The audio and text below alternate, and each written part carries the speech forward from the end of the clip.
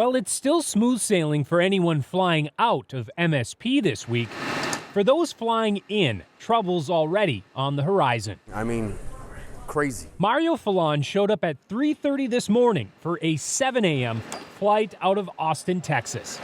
I guess about 3:45, 15 minutes after I got there, the lines just started growing. He says it still took him an hour and a half to make it through TSA pre-check, but that was nothing compared to Houston. It took us like a good 2.5 hours to get through. And Sean Brocky says most of the people in line after him and his fiance waited much, much longer. After we had been in it for maybe an hour, it was like all the way out the building. Houston is one of at least 9 major airports where TSA callouts exceeded 20% of the workforce this weekend, leading to long lines and unpredictable waits. It's just a crapshoot right now. Kyle Potter, editor of the Thrifty Traveler, says each day that the shutdown goes on creates more chance for disruption. And with the biggest spring break surge yet to hit MSP, he says travelers shouldn't chance it. Go to the airport earlier than you otherwise would, even if it is an airport like Minneapolis, because you never know what tomorrow is going to look like. If you can skip checking a bag, I would do that. I would try to pack in just a carry-on, because the checked bag lines, especially during the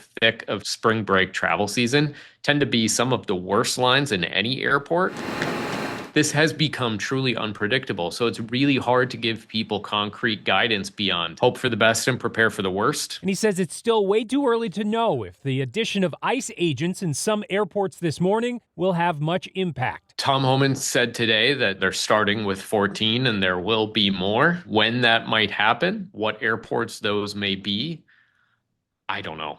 And, I think it's still very much an open question about what these ICE agents are doing. I don't see an ICE agent looking at an x-ray machine because we're not trained in that. There are certain parts of security that TSA is doing that we can move them off those jobs and put them in the specialized jobs, help move those lines. It's not helpful, and I don't know. It's just a confusing way to go about it, I think. Sean says he noticed a couple of ICE officers in Houston this morning, but so far didn't notice any difference. I don't really want them there at all, and then having to deal with them in any capacity, it's just a free zone for them to pick people off, I would assume. I guess it's better than having people walk off the job, right? But as long as they're not, harassing people like they were doing out in the streets, I think that'd be fine.